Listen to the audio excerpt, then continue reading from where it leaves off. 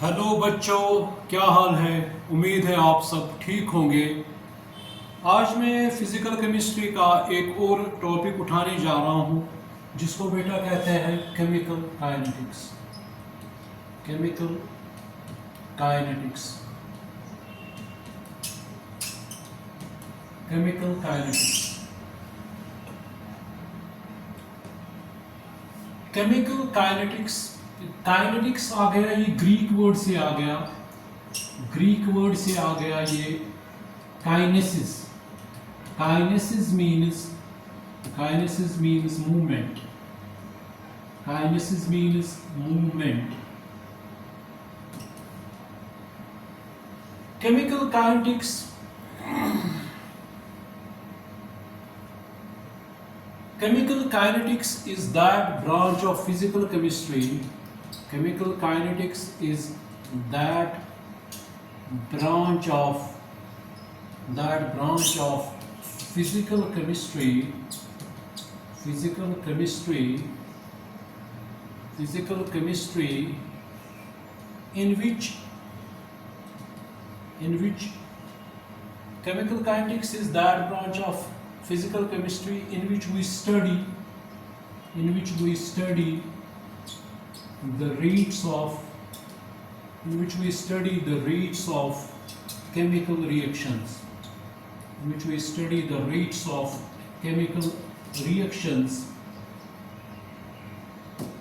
And their mechanism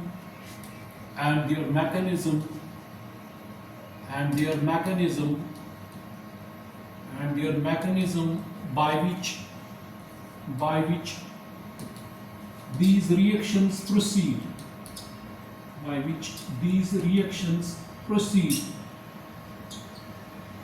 And it also depends on the factors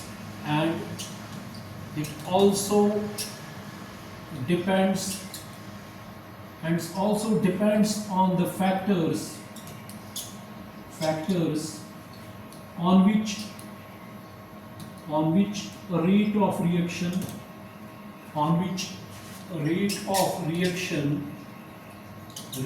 reaction depends. So chemical kinetics is that branch of physical chemistry in which we study the rate of moderate reactions and their mechanism by which these reactions proceed, and also depends on the factors on which rate of reaction depends. अब देखिए बेटा, इसको note कीजिएगा। अब देखिए, इसमें बहुत ही interesting topic ये भी है केमिकल काइनेटिक्स। अब देखो बेटा,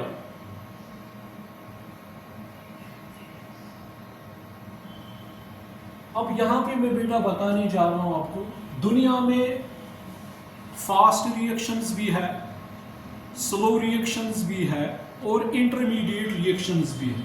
अब दुनिया में 3 तरीकों की रिएक्शंस है। अगर केमिकल रिएक्शन की मैं बात करूंगा तो केमिकल रिएक्शनों में बेटा 3 तरीकों की रिएक्शंस है। एक बेटा होती है फास्ट रिएक्शंस, और दूसरी होती है बेटा स्लो रिएक्शंस,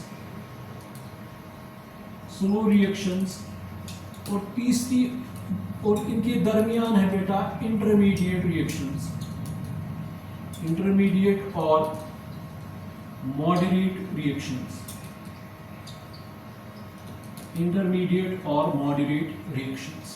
ठीक है बेटा कि नहीं।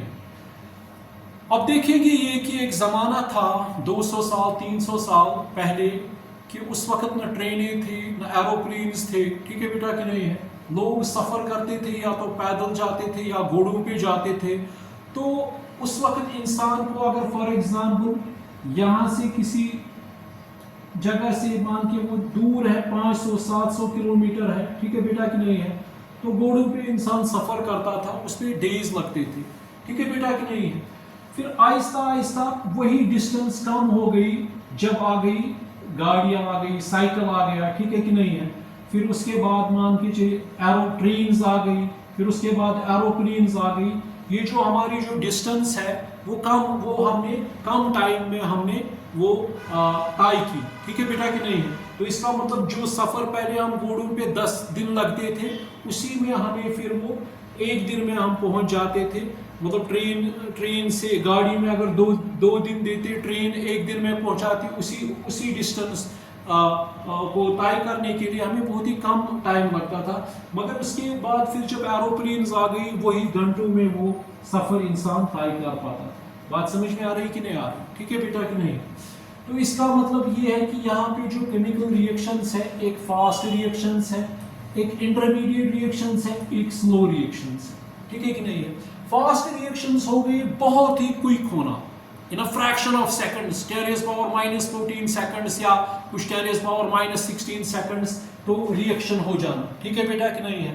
जैसे कि अगर हम देखते हैं fast reaction, acid base reaction, explosive reactions, ठीक है कि नहीं है? तो ये क्या होती है, इन नो टाइम ये रिएक्शंस होती है, तो इनको बेटा हम कहते हैं फास्ट रिएक्शंस। ठीक है बेटा कि नहीं है? और दूसरी रिएक्शंस ऐसी होती है जो बहुत ही धीमे से होती है, स्लो प्रोसेस, जिनमें हम देखते हैं कि रस्टिंग ऑफ आयरन, ये धीमा होता है, आहिस्ता आहिस्ता होता है। लोहा, जो मैंने ऑक्सीडेशन रिडक्शन में कहा कि लोहा खराब हो जाता है जब मॉइस्चर ऑक्सीजन में कांटेक्ट में आता है, तो फेरिक हाइड्रेटेड ऑक्साइड लेयर बन जाती है। तो ये भी क्या है बेटा, स्लो प्रोसेस। और इनके दरमियान एक ऐसी रिएक्शंस है जिनको हम बेटा कहते हैं इंटरमीडिएट रिएक्शंस या मॉडरेट रिएक्शंस। इनमें कुछ टाइम नहीं लगता, मतलब थोड़ा बहुत ही 10 मिनट, 5 मिनट, आधा घंटा, 1 घंटा। ठीक है कि नहीं है? वो कौन सी रिएक्शंस है? फास्ट, एक होना बिल्कुल क्विक, 10⁻⁻14 या 10⁻⁻16 सेकंड्स में ये कोई प्रोसेस होना, कोई महीनों में होना। ठीक है कि नहीं है? कोई reaction with in hours, with in minutes होना। ठीक है बेटा कि नहीं है? जैसे कि हम करते हैं हाइड्रोलिसिस ऑफ केन शुगर या सुक्रोज जिसको कहते हैं बेटा। बात समझ में आ रही कि नहीं आ रही? सुक्रोज को जब अगर हम मतलब C12H22O11 जो है बेटा, अगर इसको हम हाइड्रोलिसिस करेंगे, वो वहां से क्या बनता है, हमें ग्लूकोज और फ्रक्टोज, C6H12O6, C6H12O6। ठीक है बेटा कि नहीं है?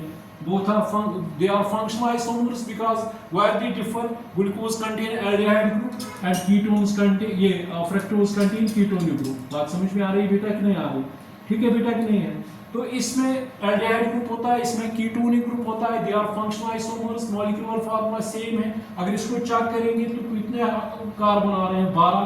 अगर हाइड्रोजन चेक करेंगे 24, ये तो 22 हो गया, 24, तो कितने आ गए, ये 6 6 12, तो 11 और 1 हो गया 12। जब इसको हाइड्रोलिसिस करते हैं तो हम इसकी अब देखेंगे, जिस तरह हम डिस्टेंस, मैंने कहा कि पहले ज़माने में इंसान को बहुत मतलब वक्त लगता था सफ़र करने में, ठीक है ना?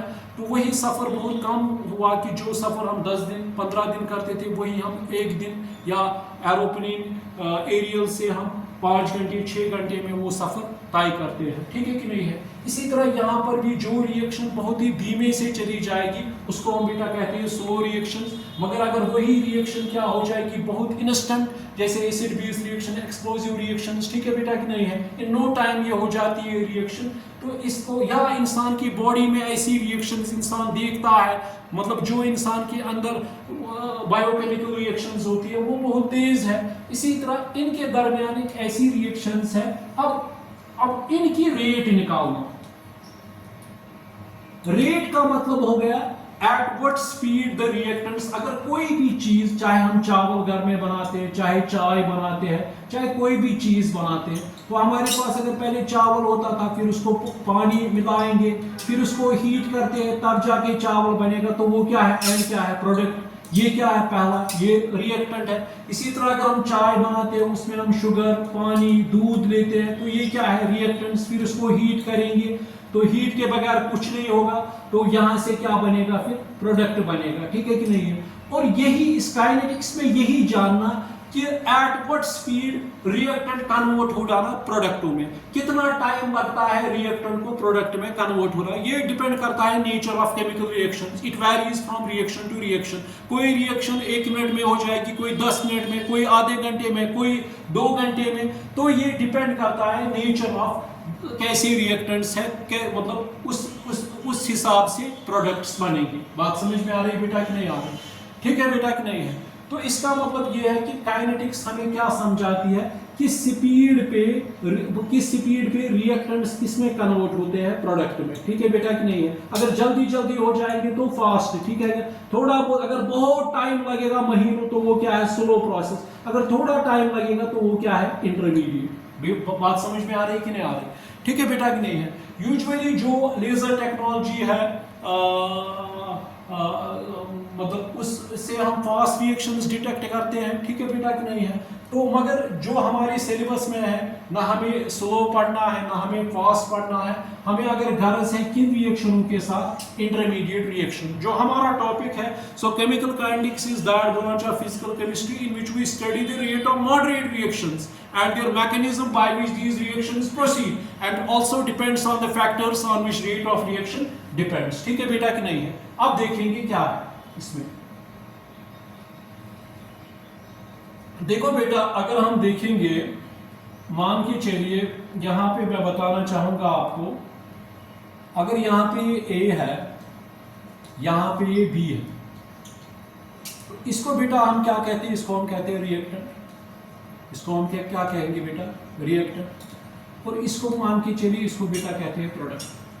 इसको क्या कहेंगे, प्रोडक्ट। मैंने कहा कि काइनेटिक्स का मतलब हो गया एट व्हाट रेट या at what speed the reactants get converted to product. जिस तरह हम देखते हैं ना बेटा, अगर हम वेलोसिटी देखते हैं तो वेलोसिटी में हम क्या करते हैं, उसमें हम डिस्प्लेसमेंट बाय टाइम लेते हैं। अगर स्पीड लेंगे तो उसमें क्या लेते हैं, डिस्टेंस बाय टाइम, ठीक है ना। अगर एक्सेलरेशन लेते हैं तो उसमें change in velocity per unit time, ठीक है बेटा कि नहीं है। इसी तरह यहाँ पे अगर भी कोई भी रिएक्शन कन्वर्ट हो जाएगी A से B में, तो रिएक्टेंट कन्वर्ट हो गया B में, प्रोडक्ट में बन गया। तो इसका मतलब यहाँ पे बेटा ये है कि इसको A को बनाने के लिए B में होना, ठीक है कि कितना टाइम लगा, एट व्हाट स्पीड।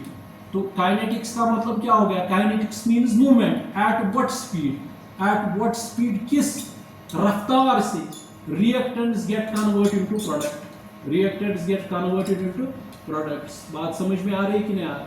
रिएक्टेंट, अगर मैं सिंपल एग्जांपल आपको दूंगा, फॉर एग्जांपल रेत बनती है, मतलब अगर हम देखेंगे समंदर या कोई भी नदी नाला हो जिसमें पत्थर हो, तो बहुत सालों के बाद ये इस पत्थर के क्या हो जाते हैं, ये चूरन बन जाता है, इसको जिसको हम रेत कहते हैं। तो इसको सालों लगते हैं, ठीक है ना, इस प्रोसेस को होने में, ठीक है ना। मगर अगर यहाँ से हम बर्फ का टुक डालेंगे और टेम्परेचर भी अच्छा खासा है, इन नो टाइम ये मेल्ट हो जाएगा, किसमें बेटा, पानी में। बात समझ में आ रही है कि नहीं आ रही। वो जो रेत का बनना वो क्या है, वो स्लो प्रोसेस है, उसमें टाइम लगेगा, ठीक है बेटा कि नहीं है, ठीक है ना। मगर यहाँ पे अगर हम देखेंगे, इसमें अगर जो बर्फ कोई लेंगे, टेम्परेचर अच्छा खासा है, तो उसकी वजह से वो क्या हो जाएगा, मेल्ट हो जाएगा। वो तो आइस किसमें कन्वर्ट हो गया बेटा, वो पानी में कन्वर्ट हो गया। तो इसमें कितना टाइम लगा, बहुत ही टाइम। मगर उसके मुकाबले में अगर बेटा यही लेंगे बड़े बड़े कंकर जो कन्वर्ट हो जाते हैं छोटे छोटे रेत सैंड पार्टिकलों में, उनमें सालों लगते हैं बेटा कि नहीं, तब जाके तो वो स्लो प्रोसेस है। बात समझ में आ रही है कि ना।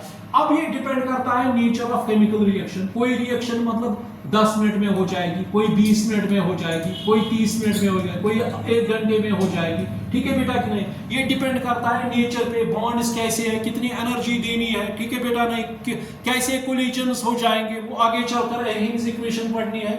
तो यहाँ पे मेरे कहने का मतलब यहाँ बेटा ये है कि एट व्हाट स्पीड रिएक्टेंट्स को कन्वर्ट हो जाना है प्रोडक्ट में। थर्मोडायनेमिक्स में हमें समझाता है कि कितनी फीजिबिलिटी है, अंडर कंडीशंस ये रिएक्शन होगी कि नहीं होगी, ठीक है कि नहीं, ये रिएक्शन हो रही है under these set of conditions. मगर यहाँ पे काइनेटिक्स में हमें क्या है, यहाँ पे हमें बता रहा है कि किस स्पीड पे कोई भी रिएक्टेंट कन्वर्ट हो रहा है प्रोडक्ट में, ठीक है कि नहीं है। कोई कम टाइम में होगा, कोई ज्यादा टाइम में होगा, ठीक है कि नहीं है, ठीक है ना। किसी की रेट बहुत ही ज्यादा होगी, किसी की कम होगी। अब देखिए रेट का मतलब है, जहां पे रेट आएगी उसका मतलब हो गया टाइम, ठीक है कि नहीं है। तो कितने टाइम में रिएक्शन हो रही है, वही ना अब देखेंगे, ये मैं आपको समझाऊंगा। देखो बेटा, अगर मेरे पास A है, A कन्वर्ट हो रहा है किसमें बेटा, B में। A किसमें कन्वर्ट हो रहा है, B में। अब देखेंगे, मुझे आप पहले बताओ, अगर मैं टाइम रखूंगा, मान के चलिए मैं रखूंगा फॉर एग्जांपल T1, सपोज तो इस वक्त जब प्रोडक्ट बनता, अभी प्रोडक्ट बना ही नहीं है, एक ही कंसंट्रेशन हम बेटा रखते हैं, वो मैं अभी बताऊंगा, वो हम स्क्वायर ब्रैकेट्स में रखते हैं। तो कंसंट्रेशन पहले क्या होगी बेटा, वो होगी मैक्सिमम, ठीक है ना। मगर उस वक्त कंसंट्रेशन ऑफ बी आई क्या होगी, इनिशियल कंसंट्रेशन, वो क्या होगी जब ये अभी बना ही नहीं है, तो वो क्या होगी बेटा, मिनिमम। जैसे चाय है, अभी मैंने पानी, दूध, चीनी सारा डाला, ठीक है ना, अभी हीट भी नहीं किया, तो इसकी कंसंट्रेशन क्या है, मैक्सिमम। जो ही मैं इसमें अब हीट देता हूं तो इसमें क्या होती है, रीअरेंजमेंट, कोलिजन्स होते हैं, तब जाके क्या बनती है, चाय बनती है। तो इसका मतलब ये है कि पहले इनिशियल इसकी मैक्सिमम है, मगर फिर जब टाइम चला जाता है T1 से T2, तो उस वक्त क्या रिएक्टेंट धीरे धीरे क्या हो जा रहा है, रिएक्टेंट धीरे धीरे कम होता जा रहा है। अब देखेंगे, मैं अभी समझाऊंगा। तो उस वक्त फाइनल कंसंट्रेशन क्या होगी, मिनिमम, ठीक है ना। मगर हमें प्रोडक्ट बनाना है तो बी फाइनल क्या होगी बेटा, मैक्सिमम। बात समझ में आ रही कि नहीं आ रही, ठीक है ना बेटा कि नहीं है, ठीक है ना। जैसे हम चावल लेंगे, जो ही राइस कुकर में डालते हैं उसको पहले, तो उसकी कंसंट्रेशन क्या वो होते हैं कच्चे, ठीक है बेटा कि नहीं है, वो खाने के लायक नहीं है, अगर वो इंसान खाएगा तो पेट दर्द हो जाएगा, ठीक है ना। मगर जो ही वो पक जाते हैं, वो खाने के लायक बनते हैं, वो डाइजेस्ट हो जाते हैं, ठीक है कि नहीं है। तो पहला वाला क्या है, अभी हमने डाला ही नहीं है, वो अभी डाला ही है, वो क्या है, मैक्सिमम। अभी चावल पका बना नहीं, ठीक है कि नहीं है, कच्चा ही है। मगर जब टाइम होता है आधा घंटा, हम देखते हैं अब वो कंसंट्रेशन, अब कच्चे वाले कम, अब कच्चे वाले किस में कन्वर्ट हो गए, पके वाले में। यही मैंने कहा कि जो पहले कंसंट्रेशन होती है वो क्या होती है बेटा, मैक्सिमम, और उस वक्त क्या कंसंट्रेशन होती है प्रोडक्ट की, मिनिमम। जब कुछ टाइम हो जाता है, with passage of time what will happen to concentration of A decreases और कंसंट्रेशन ऑफ बी इंक्रीज हो रही है, ठीक है बेटा कि नहीं है। अब आपसे कोई पूछेगा, इसी तरह मान के चलिए मैंने बर्फ का गोला लिया, यहाँ पे आइस क्यूब है, तो यहाँ पे पहले क्या है, टाइम मान के चलिए मैंने रखा 2 सेकंड्स, ठीक है ना। ये क्या, इसकी कंसंट्रेशन क्या है, सॉलिड, ये आइस की क्या कंसंट्रेशन है, मैक्सिमम है, ठीक है ना। और वाटर की कंसंट्रेशन क्या है उस वक्त, वो बहुत मिनिमम है। अभी मान के चलिए 2 ड्रॉप्स बने या कुछ भी नहीं। अब जब 10 सेकंड हो गए, या मतलब 2 सेकंड से 60 सेकंड हो गए, मतलब हमने और मतलब 1 सेकंड से स्टार्ट किया मान के चलिए, अब उस वक्त इसकी कंसंट्रेशन क्या होगी, मिनिमम। अब आइस किस में कन्वर्ट हो गया, वाटर में, तो उसकी कंसंट्रेशन उस वक्त क्या होगा, वाटर, मैक्सिमम। यही मैंने कहा, बात समझ में आ रही कि नहीं आ रही, ठीक है ना। अब मुझे आप बताइए यहाँ पे, तो before the completion of reaction, before the formation of products, before the formation of products, before the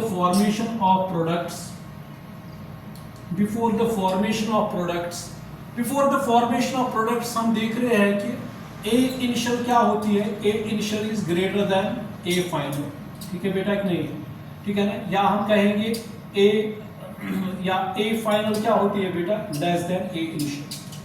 concentration मैंने कहा कि स्क्वायर ब्रैकेट में रखना। और जब यहाँ से प्रोडक्ट होंगे, तो आफ्टर अगर हम देखेंगे, अब ये इनका हाफ इस वक्त क्या होगा, ये हमें पता है, ठीक है कि नहीं है। जब आफ्टर प्रोडक्ट फॉर्मेशन होगी, आफ्टर प्रोडक्ट फॉर्मेशन, उस वक्त बेटा मुझे बताओ क्या होगा उस वक्त किसकी कंसंट्रेशन ज्यादा होगी, बी फाइनल किससे ग्रेटर होगा, बी फाइनल किससे, यहाँ पे ए इनिशियल होता है, बी फाइनल किससे ग्रेटर होता है, बी इनिशियल से, ठीक है कि नहीं है। या ये भी कहेंगे बी इनिशियल क्या होता है उस वक्त, लेस देन बी फाइनल। बात समझ में आ रही कि नहीं आ रही, ठीक है ना। क्योंकि बी फाइनल क्या होगा, मैक्सिमम ग्रेटर देन, या बी इनिशियल क्या होगा, कम बी फाइनल से। बात समझ में आ रही कि नहीं आ रही, ठीक है ना बेटा, ठीक है कि नहीं है। अब देखेंगे अभी, अब इसमें अगर हम देखेंगे बेटा,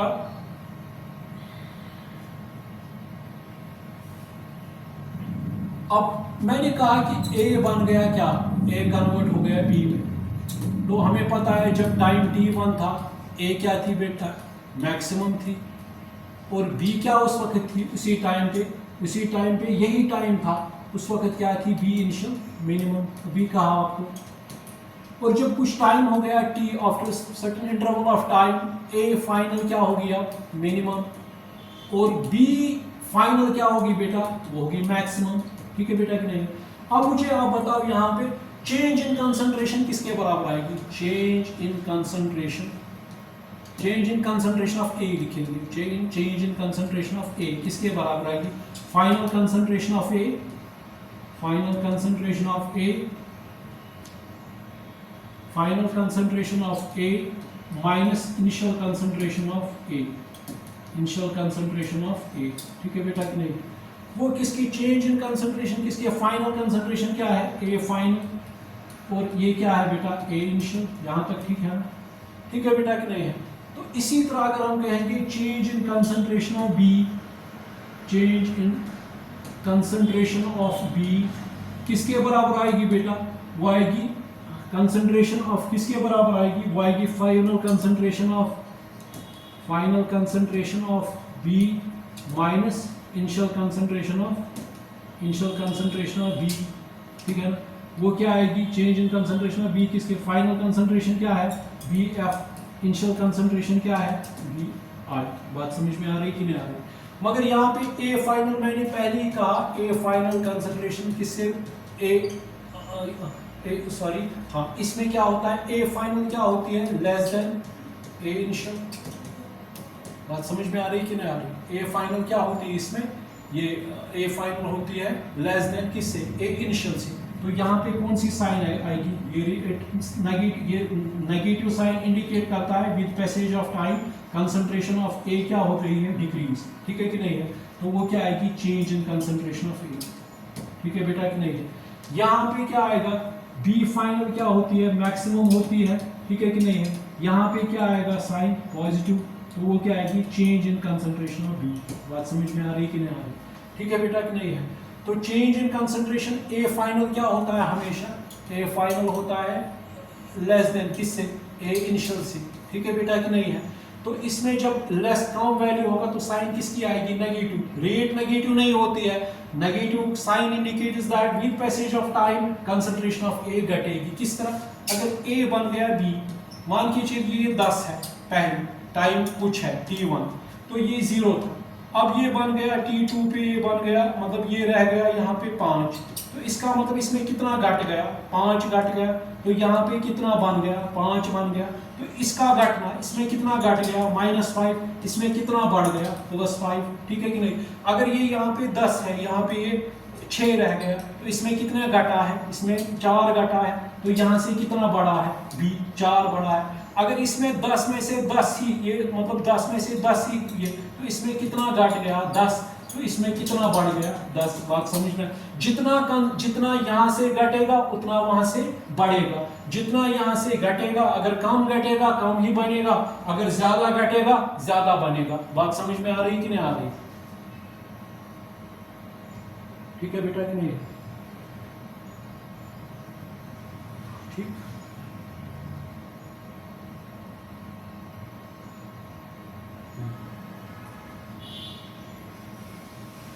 देखिए अब मुझे आप बताइए बेटा, यहां पे एक चीज, अगर यहां पे, हाँ अब मैंने कहा आपसे, अब सवाल ये है कि मैंने कहा कि A gives B for a reaction, ये लिखेंगे for a reaction A gives B, for a reaction A gives B, तो A gives B ये हमें पता है, तो A ये किसके बराबर आएगा? चेंज इन कंसंट्रेशन, अभी हमने लिखा change in concentration of A किसके बराबर आएगा? A final minus A initial. हमेशा आप फाइनल माइनस इनिशियल करते हैं, ठीक है बेटा कि नहीं? Change in concentration of B किसके बराबर आएगा? Change in concentration of B किसके बराबर आएगा? वो आएगा B final minus B initial. ये भी हमें पता है B final is greater than B initial, तो साइन क्या आएगी? साइन पॉजिटिव आएगी इसमें, ठीक है ना? इसमें हमें पता है A फाइनल क्या होता है बेटा? वो लेस देन A इनिशियल होता है, ठीक है बेटा कि नहीं है? तो इसका मतलब ये है कि साइन किसकी आएगी? साइन नेगेटिव आएगी। नेगेटिव का मतलब रेट नेगेटिव नहीं होती है, नेगेटिव का मतलब हो गया with passage of time concentration of A decreases. बात समझ में आ रही है कि नहीं आ रही? ठीक है ना बेटा? ठीक है ना?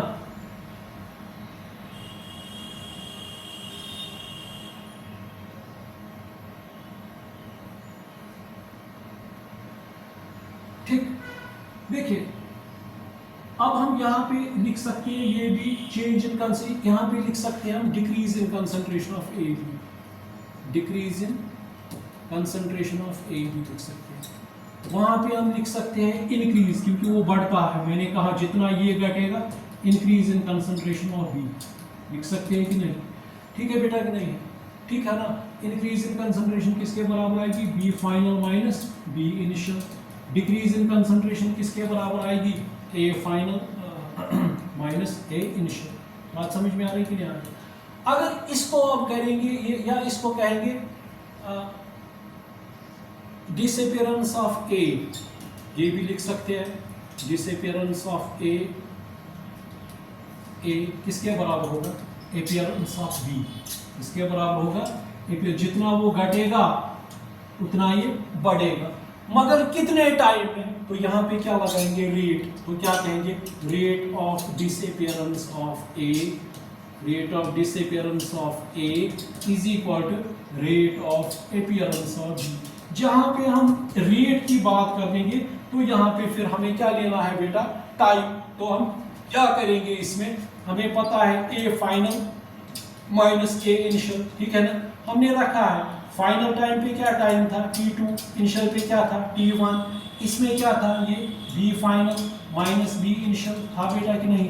टाइम क्या था इस वक्त भी? t2, इस पे t1। बात समझ में आ रही कि नहीं? तो इसको क्या कहेंगे? Rate of disappearance of a is equal to rate of appearance of b। जितना इसको टाइम लगेगा डिसअपीयर होने में, उतना इसको अपीयर होने में भी उतना ही टाइम लगेगा। तो rate of disappearance of a is equal to rate of appearance of b। बात समझ में आ रही कि नहीं? या इसको ये भी लिख सकते हैं, rate of decrease in concentration of a is equal to rate of increase in concentration of b। ये भी लिख सकते हैं। ये भी लिख सकते हैं rate of decrease in concentration of a, decrease in concentration of a is equal to rate of increase in concentration of B। ठीक है कि नहीं? या rate of disappearance of A किसके बराबर होता है? Rate of appearance of B। बात समझ में आ रही है कि नहीं आ रही? ठीक है बेटा कि नहीं? ठीक है ना? यहाँ पे तो रेट का मतलब क्या हो गया? जहां पे हम टाइम देखेंगे अपॉन टाइम, कितने टाइम में ये घटा, कितने टाइम में वो बढ़ा। जितना ये घटेगा उतना वो बढ़ेगा, जितना ये वो बढ़ेगा उतना ये घटेगा। बात समझ में आ रही कि नहीं आ रही? तो इसका मतलब जो हमने अब reaction they the, for a reaction बेटा, तो A गिव्स B, ठीक है कि नहीं है? तो तो इसका मतलब रेट ऑफ डिसअपीयरेंस, अब यही लिखेंगे, rate of disappearance of A किसके बराबर होता है? Rate of appearance of B। बात समझ में आ रही कि नहीं आ रही? अब यहाँ पे ये कि डिसअपीयरेंस हमने देखा वो क्या था? वो हमें देखा कि वो था A final minus A initial, ठीक है ना, अपॉन T2 माइनस T1, ठीक है ना। वो था B final minus B initial upon T2 minus T1, ठीक है बेटा कि नहीं है? तो इसका मतलब ये जो है ये क्या आ गया? Del of A upon del T, ठीक है कि नहीं? मगर ये क्या है? रेट नेगेटिव नहीं होते, नेगेटिव साइन इंडिकेट्स दैट ये क्या हो रहा है? डिक्रीज। और इसका क्या हो रहा है? B फाइनल ग्रेटर है, तो ये क्या आएगा? B upon del T। तो with passage of time concentration of A, तो T2 माइनस T1 क्या आएगा? Del change in time. यहाँ पर क्या आएगा? क्योंकि ये पता है अगर 2 सेकंड से 6 सेकंड तो चेंज क्या आ गई? 4, ठीक है। अगर 4 सेकंड से 10 सेकंड चेंज क्या आ गई? 6, ठीक है ना। अगर 10 सेकंड से 100 सेकंड आ गए तो चेंज क्या आ गई? 90, ठीक है बेटा कि नहीं है? तो उतने ही टाइम में ये बनेगा। तो इसका मतलब ये जो है इसको, इसी को क्या कहते हैं? Rate of reaction. इसी को क्या कहते हैं? Rate of reaction. किसी भी रिएक्शन में अगर ये रिएक्शन है तो इसकी रेट ऑफ रिएक्शन क्या होगी? हालांकि इसको एवरेज रेट कहेंगे, इंस्टेंटेनियस वो बात की बात है। तो इसमें क्या बेटा आएगा? तो ये आएगा minus del of A। Del क्या हो गया यहाँ पे? Change in concentration of A upon change, तो ये क्या आएगा? Plus change in concentration of B upon del T, ठीक है बेटा कि नहीं?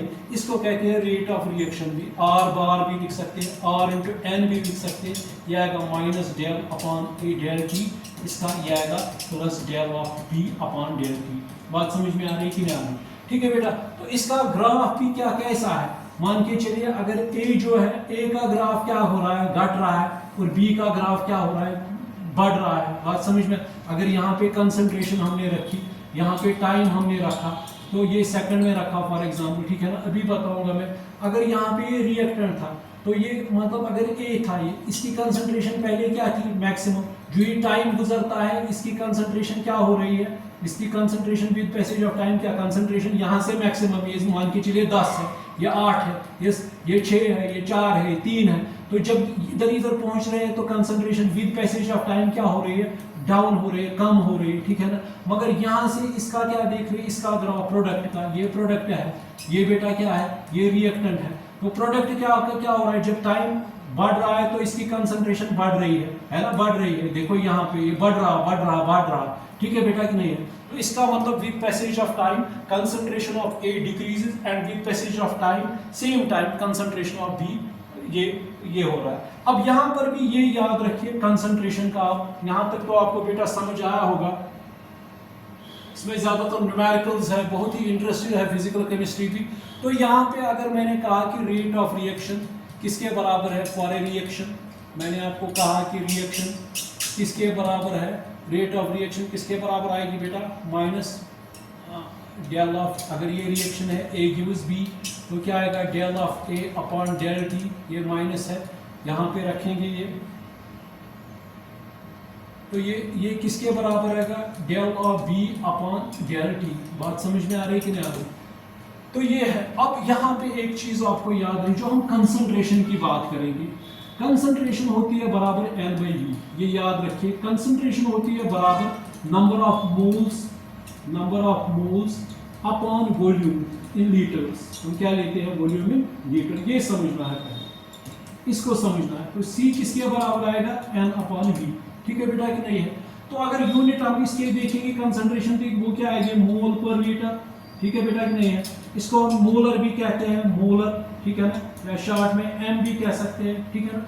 मुझे आप बताओ फिर रेट ऑफ रिएक्शन के यूनिट्स क्या आएंगे, इसका कंसंट्रेशन का क्या आता है, मोल पर लीटर, ठीक है कि नहीं है। टाइम का क्या आएगा, सेकंड भी, आवर भी, मिनट्स भी, तो क्या आएगा बेटा, मोल पर लीटर पर सेकंड। बात समझ में आ रही है। तो रेट ऑफ रिएक्शन की यूनिट्स क्या हो सकते हैं, मोल पर लीटर पर सेकंड, या मोल पर लीटर पर मिनट।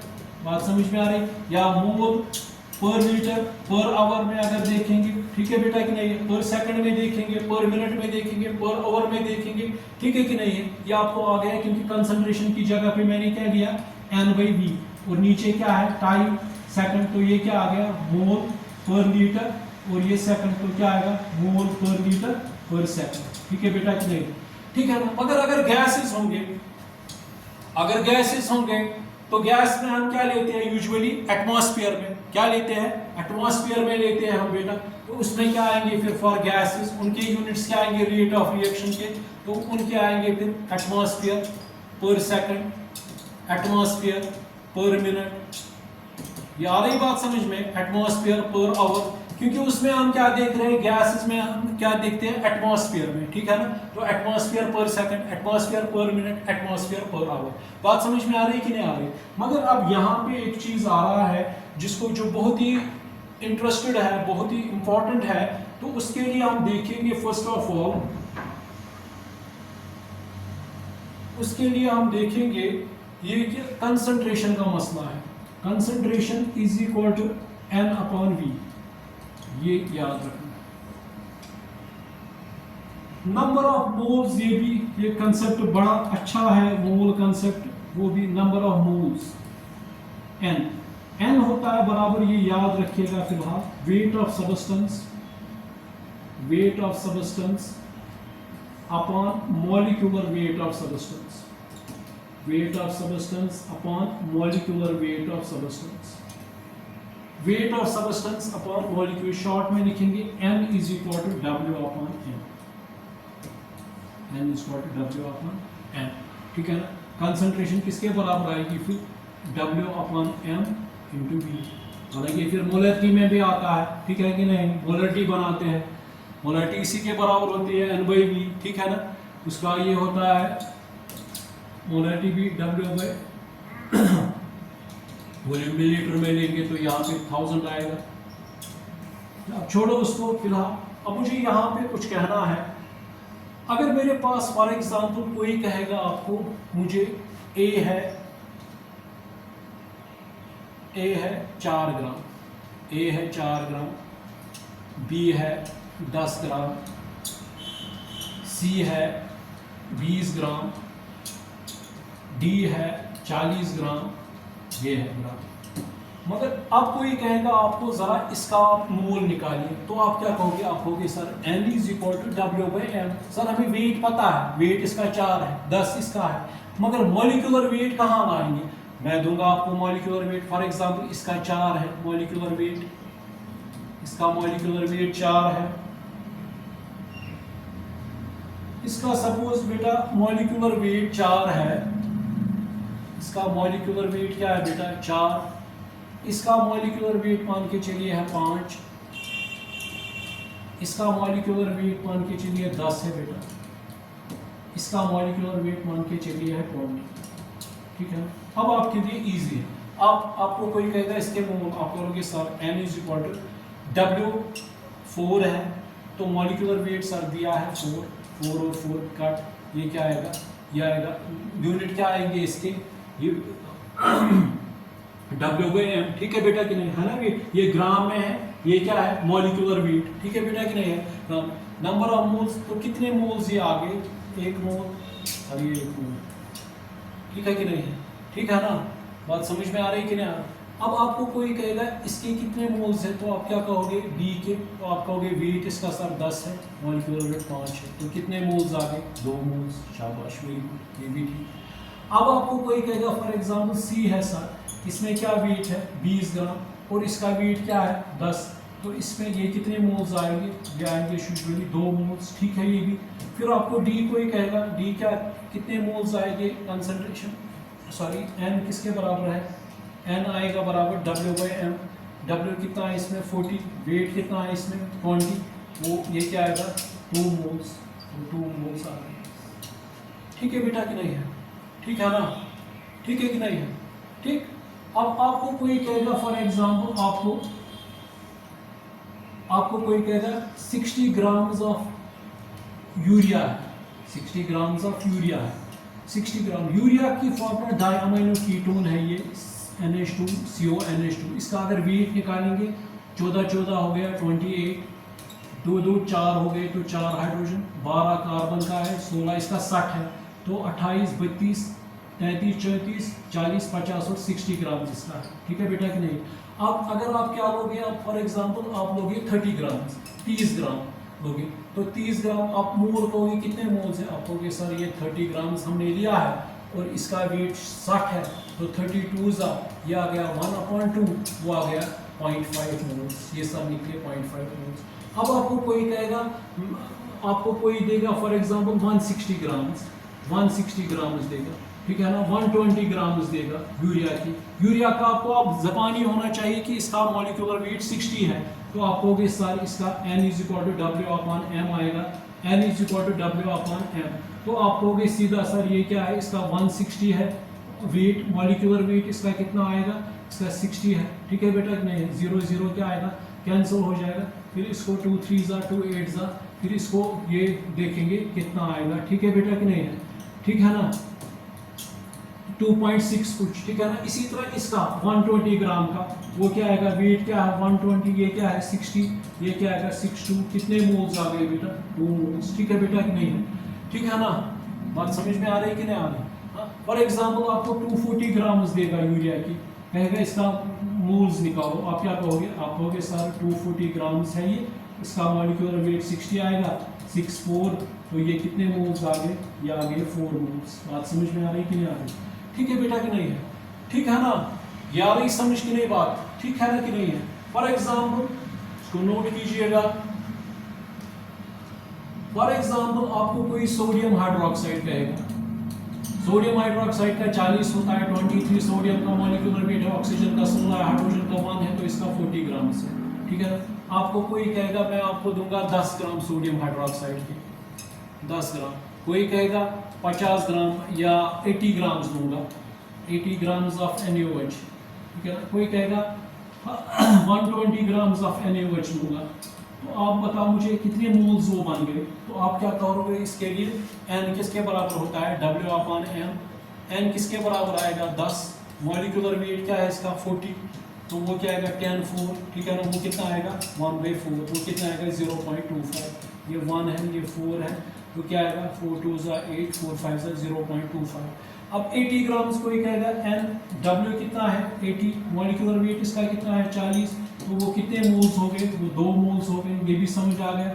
कोई आपको कहेगा अब इसका क्या है, तो आप क्या कहोगे W/M, एन किसके बराबर आएगा 120 अपॉन मॉलिक्यूलर वेट कितना आएगा, वो आएगा बेटा 40 है, तो ये क्या आएगा, ये 3 मोल्स आ गए बेटा, ठीक है कि नहीं है। तो ये आपने सीखा कि अगर हमें कोई बताएगा कि मोल्स बताओ कितने हैं, क्योंकि हमें काइनेटिक्स पढ़नी है। अब उसके साथ साथ अब आपको कोई कहेगा कंसंट्रेशन। अब बेटा जरा इसको नोट कीजिएगा, अब कोई आपको कहेगा कंसंट्रेशन, कंसंट्रेशन किसके बराबर होती है N/V, ठीक है ना। अब यही आपको कोई कहेगा, मैं आपको दूंगा 4 gram sodium hydroxide, 4 gram sodium hydroxide मैंने दिया, ठीक है ना, ठीक कि नहीं। 20 ग्राम सोडियम हाइड्रोक्साइड दिए, 20 ग्राम सोडियम हाइड्रोक्साइड दिए, 40 ग्राम सोडियम हाइड्रोक्साइड दिए, 40 ग्राम सोडियम हाइड्रोक्साइड दिए, और इसके साथ साथ कहेगा मैंने आपको दिए 20 ग्राम यूरिया दिया, यूरिया का 60 याद रखना, NH2CO NH2, 20 ग्राम यूरिया के दिए। इसी तरह 60 ग्राम यूरिया के दिए, 60 ग्राम ऑफ यूरिया दिया, 120 ग्राम ऑफ यूरिया दिया, 120 ग्राम ऑफ यूरिया दिया। इसको कोई कहेगा, अब आपको इसमें ये बेटा है कि आपको कोई कहेगा इसके लिए मैं आपको 1 लीटर दूंगा, मान के ये सपोज है 1 लीटर, इसके लिए 1 लीटर में बनाओ, इसको कहेगा कोई 2 लीटर में बनाओ, इसको भी 2 लीटर में बनाओ, इसका बनाओ 3 लीटर में, इसका भी बनाओ 3 लीटर में। तो आप क्या करोगे इसके लिए, कंसंट्रेशन आपको पता है N/V, एन आपको मैंने कहा है कि वेट अपॉन मॉलिक्यूलर वेट, ये आपको मैंने कहा, ठीक है बेटा कि नहीं है। अब मुझे आप बताइए यहाँ पे कंसंट्रेशन किसके बराबर आएगी। कंसंट्रेशन अब हमें पता है, पहले में निकालनी है, हमें पता है एन किसके बराबर है, इस पे कितने ग्राम से वेट 4 ग्राम दिया, कितना मॉलिक्यूलर वेट है सोडियम हाइड्रोक्साइड का, वो कहा 23 इसका है, नाइट्रियम जिसको कहते हैं 16 8 तो 40, तो वो क्या आएगा 4/10, वो आएगा 1/10, वो क्या आएगा 0.1, ठीक है बेटा कि नहीं है। तो हमने क्या लिया, फॉर एग्जांपल 0.1 लिया, सपोज, ये मैं सपोज कह रहा हूँ कंसंट्रेशन, तो हमने क्या लिया 1 लीटर में, तो हमारी कंसंट्रेशन क्या आ गई 0.1, ये क्या है मोल निकला यूनिट, वो क्या है वॉल्यूम किस में लीटर है, लीटर में, तो वो क्या आएगा मोल पर लीटर, ये बन गई हमने ये कंसंट्रेशन, ठीक है बेटा कि नहीं है। अब आपको कोई गया 20 ग्राम, तो आप क्या कहोगे, आप कहोगे सर एन किसके बराबर है, W/, वेट इसका 40 है, 0 0 कैंसिल, 2 2, यह आएगा 0.5, कितना 0.5 मोल्स। अब 0.5 मोल्स किसमें डालने हैं, इसमें हमने दिया है 2 लीटर, ये 2 लीटर में डालने हैं, ठीक है बेटा कि नहीं है, ठीक है ना। तो इसका क्या कितना आएगा, यहाँ पे 10 आएगा, ठीक है बेटा कि नहीं है, वो कितना आएगा 2.5 आएगा अपॉन 10, वो कितना आएगा, फिर सी कितना आएगा 0.25, क्या आएगा मोल पर लीटर, इतनी है कंसंट्रेशन मोल पर लीटर। बात समझ में आ रही है कि नहीं आ रही। तो ये कंसंट्रेशन, इसी तरह यूरिया का, ये आप खुद कीजिए, इसी तरह यूरिया का कोई कहेगा 20 ग्राम से, तो आप क्या एन किसके बराबर होता है W 20 है, वेट इसका कितना है 60, क्योंकि इसकी फॉर्मूला है NH2CO NH2, वो मैंने कहा कि अभी, तो ये क्या आएगा 23, ठीक है बेटा कि नहीं है, वो क्या आएगा 0.33 कुछ आएगा, ठीक है ना। इसकी कंसंट्रेशन किसके बराबर आएगी N/V, वो क्या आएगा 0.33, वॉल्यूम क्या है 1 लीटर, तो कितना बन गया 0.33 मोल पर लीटर। बात समझ में आ रही कि नहीं आ रही, ठीक है कि नहीं है, ठीक है ना, ठीक है बेटा कि नहीं। तो ये बन गई हमने कंसंट्रेशन, इस तरीके से हम बनाते हैं, ठीक है बेटा कि नहीं है। तो हम काइनेटिक्स पढ़ रहे हैं, मैंने कहा कि chemical kinetics is that branch of physical chemistry in which we study the rate of moderate reactions and their mechanism by which these reactions proceed, ये किस तरह जाते हैं mechanism, and also depends on the factors, किन factors पे ये rate of reaction depend करती है, उसमें temperature, pressure, surface area, catalyst का काम, ठीक है कि नहीं है, nature of reacting species, बात समझ में आ रही कि नहीं आ रही। तो ये सब चीजें इसमें सीखनी है। अब मैंने आपको कहा कि बेटा for a chemical reaction, अब वो भी आपने सीखा फॉर ए केमिकल रिएक्शन। अब जो हमारे पास आ रही है बेटा chemical reaction, A gives B, A क्या दे रहा है हमें B, ठीक है ना। तो रेट ऑफ रिएक्शन ये फिलहाल एवरेज रेट है। एवरेज का मतलब क्या, हम इनिशियल देखते हैं और फाइनल देखते हैं, ठीक है बेटा कि नहीं है, ठीक है ना। अब देखेंगे इसमें, हम देखेंगे क्या करेंगे इसमें हम, मतलब अब मैं वो भी बताऊंगा, फिर इसके बाद इंस्टेंटेनियस रेट भी। अब क्या किसके बराबर आएगा, minus del of A upon del T, हमने किया ये क्या आएगा, plus del of B upon del T. बात समझ में आ रही है, ठीक है बेटा कि नहीं है। तो rate of disappearance of A, तो इसका मतलब क्या है, rate of disappearance of A, rate of disappearance of A is equal to rate of appearance of B, rate of appearance of B, ठीक है बेटा कि नहीं, रेट ऑफ। अब ये वो रिएक्शंस, इसमें अब दो रिएक्शंस हैं, reactions involving same stoichiometric coefficients, same stoichiometric coefficients जिनमें है, ठीक है बेटा कि नहीं है, और दूसरे वो है जिनमें क्या होते हैं, डिफरेंट स्टोइकोमेट्रिक कोफिशिएंट्स, टिश्योमेट्रिक कोफिशिएंट्स जिनमें डिफरेंट होते हैं, ठीक है कि नहीं है। तो अब देखेंगे ये, अगर ये है इस पे एक बार है 1 मोल, फॉर एग्जाम्पल ये भी क्या है 1 मोल, तो रेट ऑफ रिएक्शन क्या आ गई इसके बराबर। बात समझ में आ रही है कि नहीं आ रही, ठीक है ना बेटा। देखिए अगर इस तरह होगा बेटा, for a reaction A plus B give C plus D, ये for a reaction A plus B gives C plus D, ठीक है बेटा कि नहीं है। तो अब इसमें क्या करेंगे, हाँ अब A plus B gives C plus D, या इस तरह भी होगा, मान के चलिए A gives C plus D, इस तरह होगा, या इस तरह होगा A plus B gives C, ठीक है बेटा, या इस तरह होगा A gives half of C। चलो अभी वो नहीं, अभी हम देख रहे हैं स्टोइकोमेट्रिक कोफिशिएंट्स, इसमें कितनी बार है, एक बार।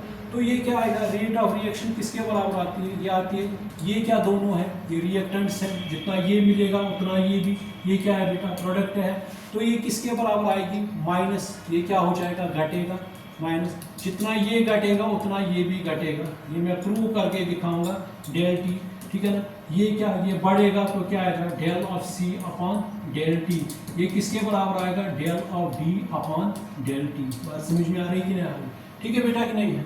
ये देखेंगे, अब इसमें अगर हम देखेंगे इसकी रेट ऑफ रिएक्शन किसके बराबर आएगी, R into minus del of A upon del T, किसके बराबर, ये प्रोडक्ट है तो क्या आएगा, plus C upon del T, ये क्या आएगा, plus del of D upon del T, ठीक है बेटा कि नहीं है, ठीक है ना। अगर ये आएगा, इसमें क्या आएगा, रेट ऑफ रिएक्शन किसके बराबर आएगी, minus del of A upon del T, ये क्या है, same stoichiometric coefficient, minus del of B upon del T is equal to plus del of C upon del T, ठीक है बेटा कि नहीं, ठीक है ना। बात समझ में आ रही कि नहीं आ रही। तो जहां पे सेम स्टोइकोमेट्रिक कोफिशिएंट्स होते हैं वहां पे हम क्या करते हैं, सीधा इसी तरह, ठीक है कि नहीं है। अब देखेंगे, इसको नोट कीजिएगा। अब देखिए, अगर for example different stoichiometric coefficient होंगे, अगर डिफरेंट स्टोइकोमेट्रिक कोफिशिएंट्स होंगे तो स्टोइकोमेट्रिक कोफिशिएंट्स होंगे, तो for example A plus B give C plus D, ये मत है, ये वाला सेम था, ये A plus B give C plus D, ये एक बार था, एक बार ये क्या आ रहा था, रेट ऑफ रिएक्शन था माइनस डेल ऑफ ए, ये कंसंट्रेशन है इसीलिए नेगेटिव, ये कंसंट्रेशन है रिएक्टेंट की इसीलिए क्या है, नेगेटिव। यहाँ पे क्या आएगा, plus del of C upon del T is equal to plus del of D upon del T, ठीक है ना। मगर इसमें क्या है, इसमें करेंगे पहले रेट ऑफ रिएक्शन किसके बराबर आएगा बेटा, minus del of A upon del T, ठीक। इसी तरह इज इक्वल टू ये भी है reactant, del of B upon del T is equal to plus del of C upon del T is equal to plus del of D upon del T, ठीक है बेटा कि नहीं है, ठीक है ना। तो मगर इसमें क्या होता है, ये जो स्टोइकोमेट्रिक कोफिशिएंट डिफरेंट है, तो यहाँ पे ये ए इंटू यहाँ पे बी है, यहाँ पे क्या है सी, ये किस में आता है ये मैं बताऊंगा, ठीक है बेटा कि नहीं, ठीक है ना। अगर इस तरह होगा ए गिव्स बी, तो आप क्या करोगे, इसके लिए आप लिखोगे रेट ऑफ रिएक्शन किसके बराबर आएगी, minus del of A upon del T, ये इंटू आएगा यहाँ पे, ये मतलब डिवाइड में आएगा, ये क्या आएगा, del of B upon del T, ये क्या आएगा, बी इंटू। बात समझ में आ रही है कि नहीं आ रही, ठीक है बेटा कि नहीं है। इसको नोट कीजिएगा। तो ये था डिफरेंट स्टोइचोमेट्रिक कोफिशिएंट्स। अब अगर इस तरह होगा बेटा, ए मान के चलिए, बी होगा, और यहाँ पे होगा बेटा ये होगा सी, तो क्या आएगा, रेट ऑफ रिएक्शन किसके बराबर आएगी, minus del of A upon del T, ये A is minus del of B upon del T, ये क्या आएगा बी, ये क्या आएगा plus del of C upon del T, ये क्या आएगा बेटा सी। बात समझ में आ रही है कि नहीं आ रही? ठीक है बेटा कि नहीं है? ठीक है ना, ये बात समझ में आ रही है कि नहीं आ रही? ठीक। अब देखेंगे अगर बेटा इस तरह होगा, फॉर एग्जाम्पल, हाँ अब देखेंगे, मान के चलिए आपके पास एक रिएक्शन है N2 + 3 यूज 2 टाइम्स, ये फॉर एग्जांपल मैंने आपको बताई, फॉर एग्जांपल ये है, या आपके पास for example H2 + I2 use 2 times HI है।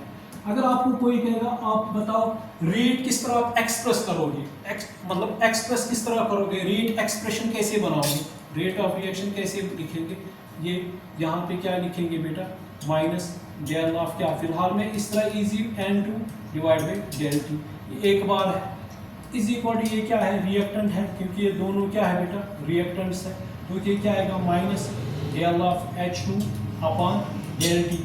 मगर मैंने जो ये कहाँ पे आता है मैं समझाऊंगा आगे चलकर, तो क्या आएगा 3, तो यहाँ पे ये क्या है बेटा, ये प्रोडक्ट है, तो इसमें क्या आएगा del of NH3 upon del T, यहाँ पे क्या आएगा बेटा 2, ठीक है कि नहीं।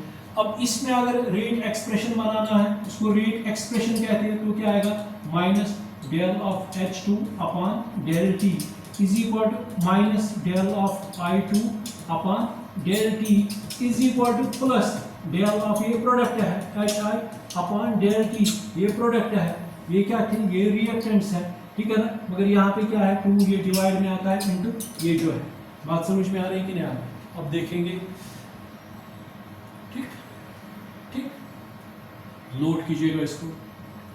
अगर इस तरह होगा फॉर एग्जांपल कहीं पे 2A होगा, मान के चलिए ये यहाँ पे है 3B, यहाँ पे है अब 1/2C, यहाँ पे है मान के चलिए है 2/3D, इस तरह होगा। आपको कोई कहेगा आप बताओ रेट एक्सप्रेशन कैसे बनेगा, आप क्या करोगे R/N, ये क्या है, ये रिएक्टेंट है, ये क्या है, ये प्रोडक्ट्स है, तो क्या करोगे आप इसके लिए minus del of A upon del T, ठीक है ना, इज माइनस ये रिएक्टेंट है B अपॉन डेल टी, मगर ये जो स्टोइचोमेट्रिक कोफिशिएंट किसमें आते हैं डिवाइड में, तो ये क्या है 3, ठीक है ना, इसका क्या आएगा बेटा, ये क्या आएगा plus del of C upon del T, मगर ये क्या आता है डिवाइड में, वो ये क्या आएगा 1/2, तो ये क्या आएगा plus del of B upon del T, ये क्या है बेटा 2/3, ठीक है कि नहीं, ये क्या आएगा, ये बनेगा इस तरह R/N किसके बराबर आएगा, minus del of A upon 2 del T is equal to minus del of B upon ये क्या है 3 डेल टी, ये क्या आएगा, ये ऊपर आएगा तो क्या बनेगा plus del of C upon del T, ठीक है बेटा कि नहीं, ये क्या आएगा, ये आएगा ऊपर क्या बनेगा 3/2 del of D upon del T. बात समझ में आ रही बेटा कि नहीं, ठीक है बेटा कि नहीं है। अगर इस तरह होगा मान के चलिए 1/2, ये आएगा 1/3B सपोज, तो रेट एक्सप्रेशन क्या आएगा R/A किसके बराबर आएगा minus del of A upon del T, ये क्या आएगा 1/2, अगर ये स्टेप खाओगे तो क्या करोगे प्लस है del of B upon del T, ये क्या आएगा 1/3, ये ऊपर आएगा तो क्या बनेगा रेट ऑफ रिएक्शन किसके बराबर आएगा -2 del of A upon del T, ये किसके बराबर आएगा, ये आएगा +3 del of B upon del T. बात समझ में आ रही कि नहीं आ रही, ठीक है बेटा कि नहीं है, ठीक है ना। अब देखेंगे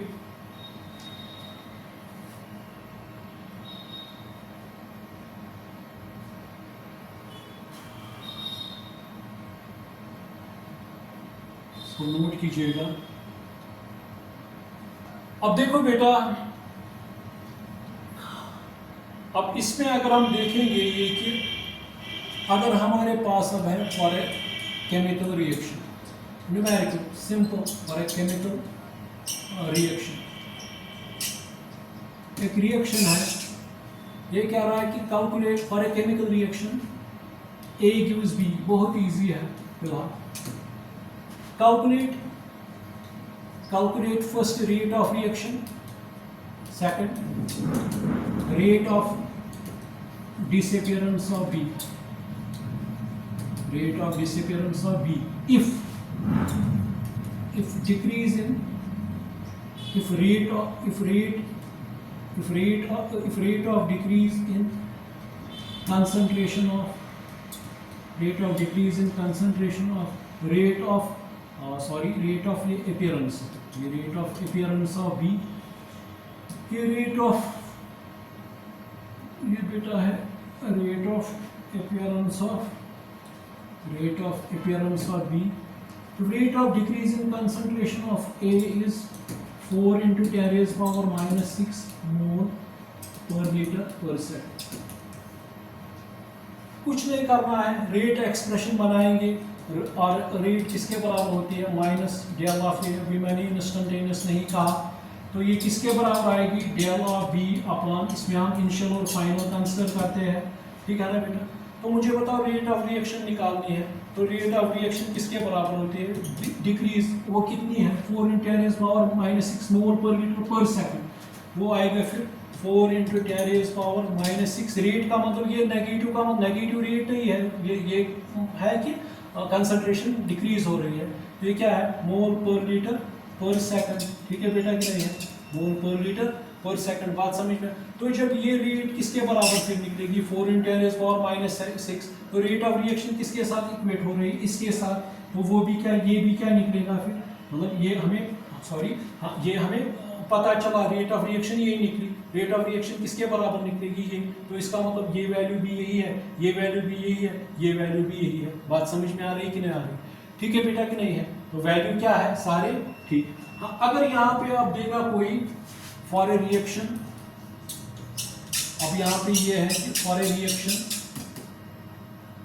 यहाँ पे फॉर ए रिएक्शन सिंपल यही है अभी, A gives B, calculate rate of reaction first और rate of disappearance of A, ठीक है कि नहीं है. मगर यहाँ पे क्या कहेगा, if rate of या if यहाँ पे ये वो कहेगा if decrease in concentration, if decrease in concentration of B is 4 into 10 raised power minus 6 mole per liter in 2 seconds. यहाँ पे अब इसने 2 seconds कहा, ठीक है कि नहीं. तो हमें पता है हमें क्या निकालनी है, रेट ऑफ डिसअपियरेंस ऑफ ए. इसने कहा है कि ये क्या कहते हैं इसको, रेट ऑफ रिएक्शन निकालनी है. हमें कहा है कि rate of disappearance of A निकालनी है. तो ये क्या है, if increase in concentration, if increase in concentration of B कितनी है, इतनी. तो क्या करेंगे, रेट एक्सप्रेशन बनाएंगे. रेट ऑफ रिएक्शन किसके बराबर आएगा, minus del of A upon del T is equal to plus del of B upon del T, ठीक है बेटा कि नहीं है. हमें क्या दिया गया है, हमें इंक्रीज इन कंसंट्रेशन कितनी है बेटा, 4 into 10 raised power minus 6, मगर ये क्या है, मोल पर लीटर, मगर इसने क्या कहा है, इन 2 seconds डिवाइड. तो वो क्या आएगा, 2 into 10 raised power minus 6 मोल पर लीटर पर सेकंड अब आ गया, ठीक है बेटा कि नहीं है. अब ये इक्वेट हो जाएगी रेट ऑफ रिएक्शन. अब क्या हमें निकला, ये निकला यहाँ पे बेटा क्या, 2 into 10 raised power minus 6 मोल पर लीटर पर सेकंड. यही क्या निकला, यही निकला, ये भी 2 into 10 raised power minus 6 मोल पर लीटर. ये जब निकला ये भी यही 2 into 10 raised power है ना, ये इक्वेटेड इक्वेशन. बात समझो, इसका वैल्यू निकल रहा है, वो इसका भी वैल्यू निकल रहा है, ठीक है बेटा कि नहीं है. आगे जाएंगे, नोट कीजिएगा इसको.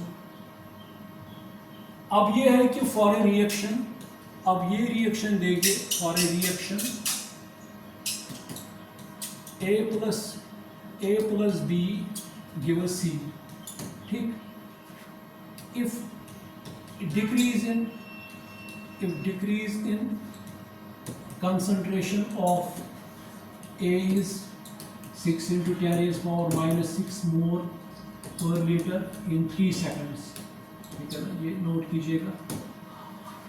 कैलकुलेट, एक निकालना है रेट ऑफ रिएक्शन, दूसरा बेटा ये डिक्रीज इन कंसंट्रेशन, दूसरा निकालना है डिक्रीज इन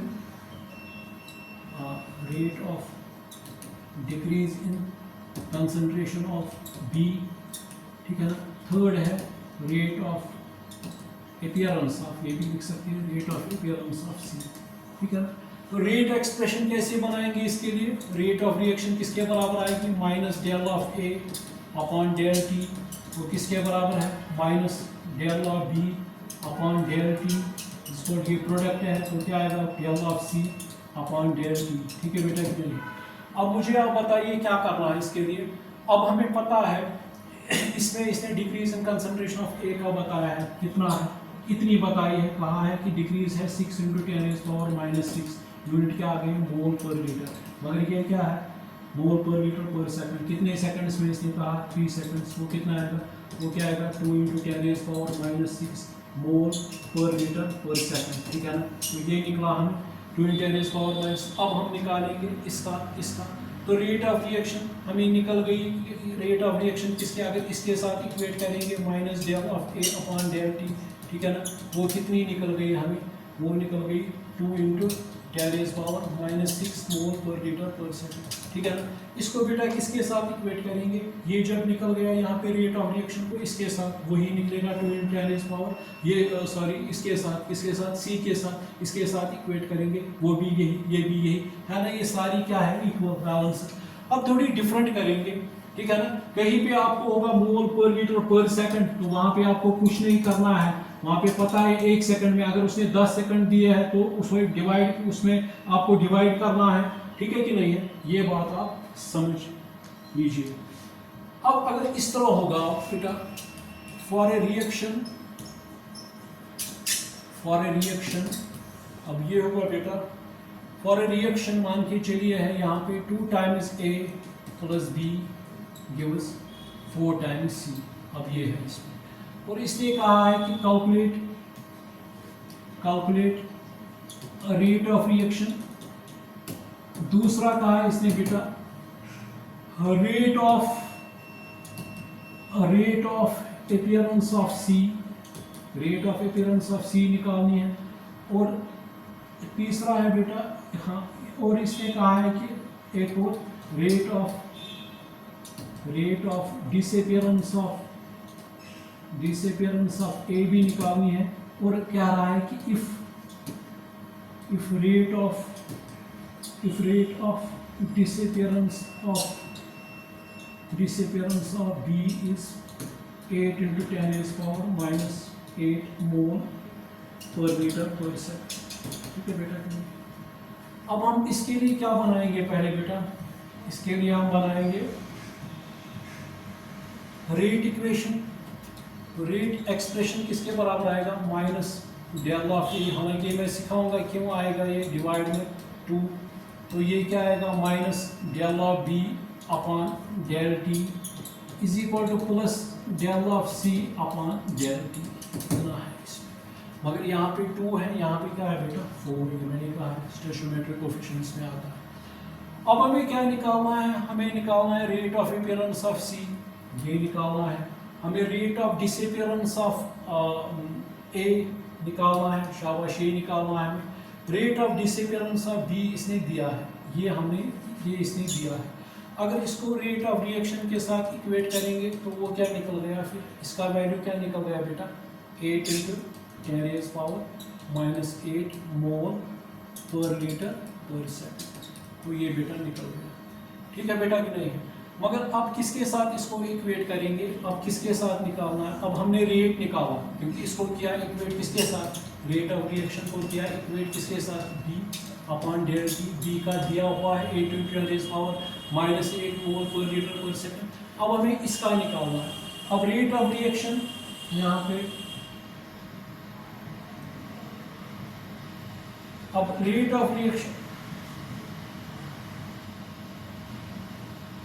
ऑफ रिएक्शन जो है, रेट ऑफ रिएक्शन किसके बराबर है? किसके साथ इक्वेट करना है इसको बेटा? अब इसके साथ है, तो निकालना क्या हमें? हमें निकालना है बेटा ये डेल टी डिवाइड में क्या है 2। हमें क्या निकालना है, rate of disappearance of this, ये वाला ये निकालना है हमें, ठीक है कि नहीं।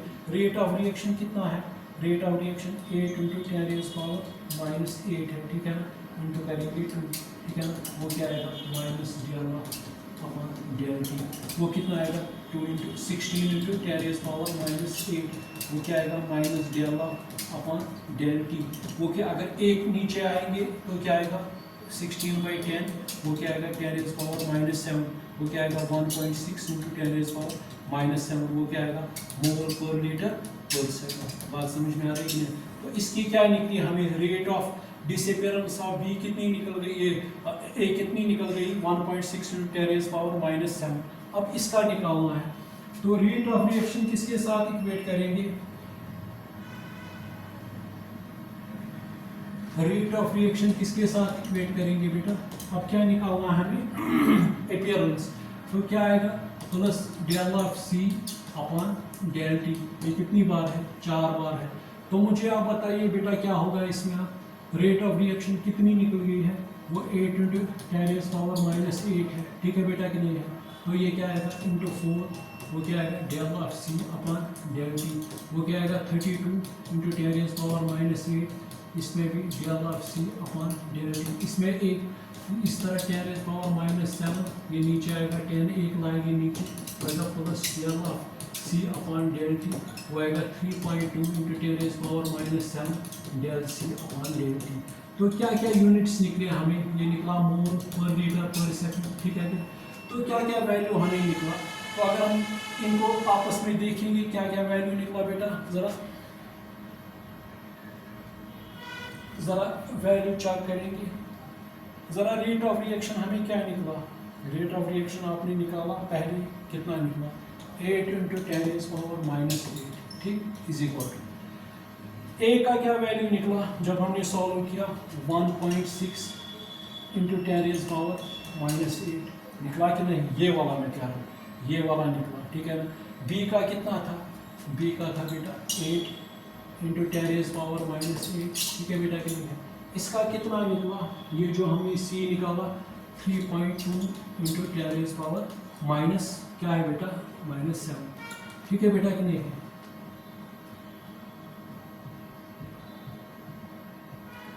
ठीक है बेटा, मगर अब यहाँ पे देखेंगे इसमें क्या है, स्टोइकोमेट्रिक कोएफिशिएंट 2 है, इसमें बेटा क्या है 4 है, ठीक है कि नहीं है। अगर इसको करेंगे मान के चलिए, हाँ यहाँ पे एक मिनट, यहाँ पे क्या था ये 1.6 × 10⁻⁻7 -7 था, ठीक है बेटा। अगर अब यहाँ पे क्या आएगा, अब ये बराबर रहेगा ना, अगर हम देखेंगे इसको,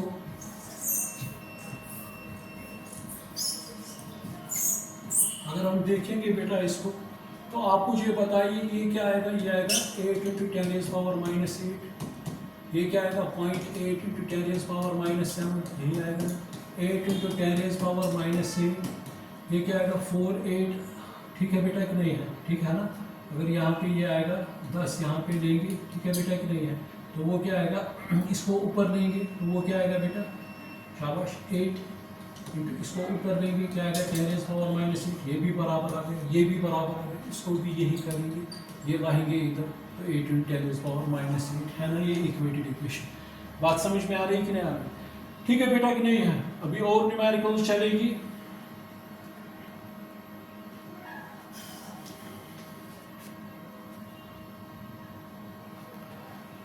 देखो बेटा,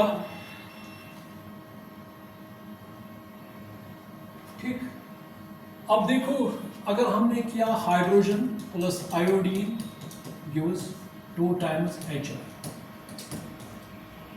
ठीक है ना, ठीक है ना। हम क्या करते हैं, रेट ऑफ रिएक्शन किसके बराबर हम लिखते हैं, minus del of H2 upon del T is equal to minus del of I2 upon del T is equal to plus del of HI upon del T, ये क्या है 2, ठीक है कि नहीं, ठीक है ना बेटा। बात समझ में आ रही कि नहीं आ रही, ठीक है ना।